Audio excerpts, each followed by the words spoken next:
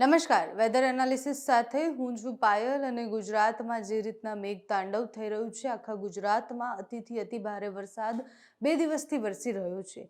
હજુ પણ 36 કલાક ગુજરાત માટે ભારે છે, કારણ કે મોટાભાગના વિસ્તારોમાં હજી અતિથી અતિ ભારે વરસાદ પડી શકે તેવી આગાહી હવામાન વિભાગ અને હવામાન નિષ્ણાત બધા જ કરી રહ્યા છે.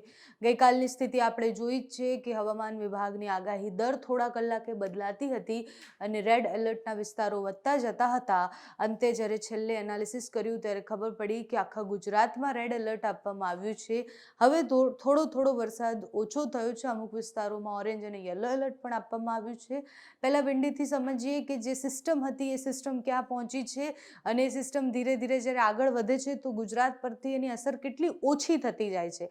કારણ કે અત્યાર સુધી તો અતિ એની અસર હતી, એટલે કેમ ઓછી થાય છે એ પણ જોતા જઈએ આજની સ્થિતિ. અને આજની સ્થિતિમાં તમે જુઓ કે જે મધ્ય ગુજરાત આખો પ્રભાવિત હતો અને જે ઉત્તર ગુજરાત આખો પ્રભાવિત હતો એની જગ્યાએ હવે સૌરાષ્ટ્ર અને કચ્છનો વારો છે. કારણ કે ઉત્તર ગુજરાત ઉપરથી પસાર થઈ, એટલે કે ઉત્તર ગુજરાત અને રાજસ્થાનની વચ્ચેની જે બોર્ડર છે ત્યાંથી સિસ્ટમ પસાર થઈ અને સીધી જ પાકિસ્તાન તરફ જઈ રહી છે અને એના કારણે જ કચ્છમાં બહુ જ ભારે વરસાદ પડવાની સંભાવના છે અને સૌરાષ્ટ્રમાં પણ ખૂબ ભારે વરસાદ આજે પડી શકે છે.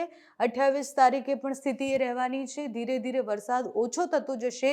જે રેડ કલર છે ધીરે ધીરે ગ્રીન કલર થશે. ઉત્તર ગુજરાતમાં પણ 28 તારીખની આસપાસ વરસાદની સંભાવના છે. 28 તારીખે સૌથી વધારે જો પ્રભાવિત કોઈ વિસ્તાર હોય તો એ દ્વારકા જામનગર વાળો પટ્ટો છે કે જ્યાં ખૂબ વરસાદ પડવાનો છે. અને ગાંધીધામ અને આ બાજુનો વિસ્તાર જે નલિયાવાળો વિસ્તાર છે, એટલે કચ્છમાં પણ બહુ જ વધારે વરસાદ પડવાની સંભાવના છે. એટલે આ આખો જે પટ્ટો છે, આખી સિસ્ટમ અહીંયા તમને દેખાતું હશે સાયક્યુલેશન, જે સર્ક્યુલેશન છે એના કારણે આખો વિસ્તાર જે છે એ પ્રભાવિત છે. અને જ્યારે આવી રીતના સિસ્ટમ બનતી હોય છે તો બધી જ બાજુથી જે ભેજવાળા પવનો હોય છે એ તરફ ખેંચાતા હોય છે અને એટલે જ આ સ્થિતિ થાય છે. અને એટલે જ આપણે જોયું કે ગુજરાતમાં કેવો વરસાદ પડી રહ્યો છે અને હજુ પણ વરસાદ યથાવત રહેવાનો છે. આજનો દિવસ મોટાભાગના વિસ્તારોમાં ભારે વરસાદ પડવાની સંભાવના છે. અમુક જગ્યાએ રેડ એલર્ટ, અમુક જગ્યાએ યલો એલર્ટ અને અમુક જગ્યાએ ઓરેન્જ એલર્ટ આપવામાં આવ્યા છે. 30-31 તારીખ સુધી ગુજરાતની સ્થિતિ આ રહેવાની છે. તમે જુઓ કે 28 તારીખની આ સ્થિતિ છે. 28 તારીખ સુધીમાં દરિયાકાંઠાના વિસ્તારો, દેવભૂમિ દ્વારકાવાળો પટ્ટો અને કચ્છના પટ્ટામાં વરસાદની સંભાવના છે. પછી વરસાદ ઓછો થઈ જશે. દક્ષિણ ગુજરાતમાં સામાન્ય વરસાદ પડશે, મધ્ય ગુજરાતમાં સામાન્ય વરસાદ પડશે અને આખા ગુજરાતમાં સામાન્યથી મધ્યમ વરસાદ પડવાની સંભાવના છે. અત્યારે સિસ્ટમ જે કહેવાય કે 29 તારીખ સુધીમાં કચ્છ અને પાકિસ્તાનની વચ્ચેની જે બોર્ડર છે એ તરફ જશે, એટલે ત્યાં ભારે વરસાદની સંભાવના છે. સિસ્ટમ ધીરે ધીરે એકદમ નોર્મલ થઈ રહી છે. અત્યારે એકદમ તીવ્રતાથી આગળ વધી રહી હતી, એટલે એની અસર પણ ખૂબ વધારે હતી. ધીરે ધીરે એની સ્થિતિ નોર્મલ થઈ જશે અને સિસ્ટમ જ્યારે કચ્છ પરથી પસાર થઈ જશે 30 તારીખની આસપાસ, એના પછી આખા ગુજરાતમાં ક્યાંય જ ભારે વરસાદની કોઈ સંભાવના નથી. 30 તારીખ સુધી બધી જ જગ્યાએ ભારે વરસાદની સંભાવના છે. સિસ્ટમ પાકિસ્તાન તરફ જશે, એટલે કરાચી અને એના આસપાસના વિસ્તારોમાં 30 તારીખની આસપાસ બહુ જ વરસાદ પડવાનો છે. એટલે પાકિસ્તાનમાં પણ એટલો જ વરસાદ પડવાનો છે જેટલા આપણા ગુજરાતમાં પડ્યો છે. કારણ કે સિસ્ટમ એક જ છે. બે સિસ્ટમો ભેગી થઈ અને જ્યારે એક સિસ્ટમ બને છે ત્યારે એ કેટલી તબાહી લઈને આવે છે એનું ઉદાહરણ આપણે અત્યારે જોયું જ છે.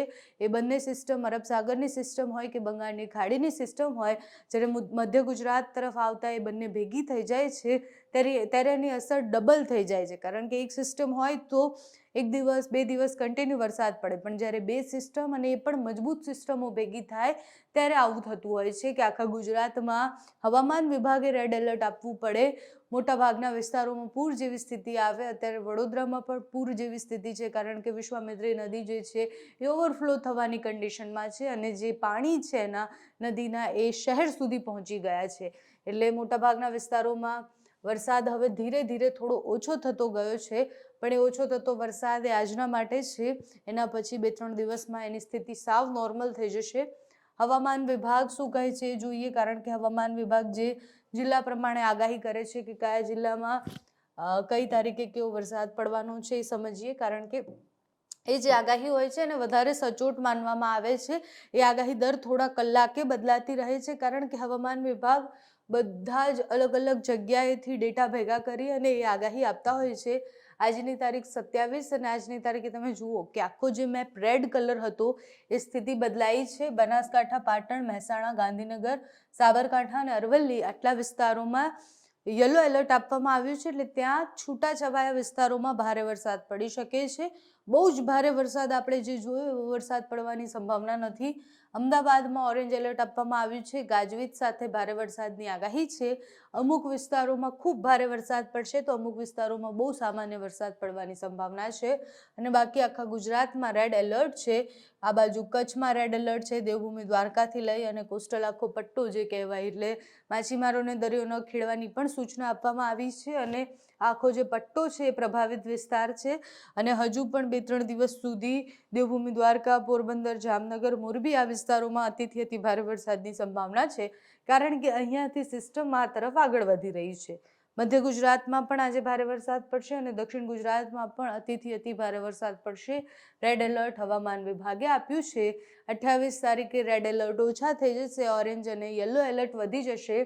ઓરેન્જ એલર્ટ આખા દક્ષિણ ગુજરાતમાં છે, મધ્ય ગુજરાતના અમુક ભાગોમાં પણ છે અને આ બાજુ સૌરાષ્ટ્રના ભાગોમાં પણ છે. મોરબી, અમરેલી, ભાવનગર, ખેડા, આણંદ, વડોદરા, છોટાઉદેપુર, ભરૂચ, નર્મદા, સુરત, તાપી, નવસારી, ડાંગ, વલસાડ આ બધા વિસ્તારોમાં ઓરેન્જ એલર્ટ છે. જ્યારે બોટાદ, સુરેન્દ્રનગર, અમદાવાદ, પાટણ, બનાસકાંઠા, મહેસાણા, ગાંધીનગર, સાબરકાંઠા, અરવલ્લી, મહીસાગર, પંચમહાલ અને દાહોદમાં યલો એલર્ટ આપવામાં આવ્યું છે. દેવભૂમિ દ્વારકા, જામનગર, પોરબંદર, જુનાગઢ, રાજકોટ અને કચ્છ આટલા વિસ્તારોમાં રેડ એલર્ટ આપવામાં આવ્યું છે. એટલે આ બધા જ વિસ્તારોમાં હજી પણ વરસાદ જે છે એ યથાવત રહેવાનો છે. 28 તારીખે પણ 29 તારીખે ત્યાં પણ સ્થિતિ બદલાઈ જશે. ત્યાં પણ ભારે વરસાદની સંભાવના છે. જ્યાં રેડ એલર્ટ હતા ત્યાં ઓરેન્જ થઈ ગયા છે અને બાકીના મોટાભાગના વિસ્તારોમાં યલો એલર્ટ છે. એટલે ત્યાં ભારે વરસાદ પડી શકે છે. અને 30 તારીખે જે સ્થિતિ પહેલા હતી એવી સ્થિતિ થઈ જશે. એકદમ નોર્મલ સામાન્ય વરસાદ અમુક જગ્યાએ પડશે. બાકી બધી જ જગ્યાએ કોઈ એલર્ટ નથી આપવામાં આવ્યું. 30 તારીખે જુઓ કે કચ્છ અને દેવભૂમિ દ્વારકા આપણે જે વાત કરી કે સિસ્ટમ પાકિસ્તાન તરફ જઈ રહી છે એટલે આ પ્રભાવિત વિસ્તારો આ બે છે. અને કચ્છ અને દેવભૂમિ દ્વારકામાં 30 તારીખે ભારે વરસાદની સંભાવના છે. બાકી દક્ષિણ ગુજરાતના ભાગોમાં યલો એલર્ટ છે અને સૌરાષ્ટ્રના ભાગોમાં પણ યલો એલર્ટ છે. બાકીના મધ્ય ગુજરાત અને ઉત્તર ગુજરાતમાં કોઈ એલર્ટ નથી આપવામાં આવ્યું. એટલે ત્યાં બધી જ જગ્યાએ કોઈ વરસાદની સંભાવના નથી. 30-31 તારીખે સંભવિત તારીખો છે કે જ્યારે વરસાદ એકદમ ધીરે થઈ જશે. પણ હજી આપણે એનાથી એવું નથી કે વરસાદ નથી પડવાનો, કારણ કે જેમ જ આ સિસ્ટમ એ તરફ જાય છે, બંગાળની ખાડીથી બનેલી સિસ્ટમ અરબ સાગર સુધી જ્યારે પહોંચે છે એના પછી પણ બંગાળની ખાડીમાં એક સિસ્ટમ બનવાની શરૂઆત થઈ જવાની છે. એટલે જ્યાં સુધી આ સિસ્ટમ પૂરી થાય છે એટલે આ સિસ્ટમ આપણા ઉપરથી પસાર થાય છે ગુજરાત પરથી, ત્યાં જ એક બીજી સિસ્ટમ રાહ જોઈ રહ્યું છે. બંગાળની ખાડીમાં એ સિસ્ટમ બની રહી છે અને એ સિસ્ટમ કેટલી મજબૂત હશે, કેટલી તીવ્રતાથી આગળ વધશે એ સમય બતાવશે. પણ અત્યારે ગુજરાતની હાલત છેલ્લા કેટલાય કલાકોથી ખૂબ ખરાબ છે. હજુ પણ 36 કલાકે ગુજરાતે સાવચેત રહેવાનું છે. મોટાભાગના વિસ્તારો, દરિયાકાંઠાના વિસ્તારો અને જ્યાં નદીઓ છે ત્યાં બહુ જ ખરાબ હાલત છે, કારણ કે સતત વરસાદ વરસી રહ્યો છે અને એના કારણે જનજીવન સાવ ખોરવાઈ ગયું છે. અનેક લોકોના મૃત્યુ અને પશુપાલકો પણ ખૂબ ટેન્શનમાં છે, કારણ કે પ્રાણીઓ પણ તણાઈ ગયા છે. એટલે તમે જ્યાં પણ છો ત્યાં સાવચેત રહો, સાવધાન રહો અને જ્યાં સુધી આવો અતિથી અતિ ભારે વરસાદ પડી રહ્યો છે ત્યાં સુધી ઘરની બહાર ન નીકળો. અને જેમ જેમ હવામાન વિભાગ અલગ અલગ આગાહી આપતું રહેશે, કલાકો પ્રમાણે આગાહી બદલાશે, તમારા સુધી પહોંચાડતા રહીશું. અત્યારે આ વિડીયોમાં બસ આટલું જ.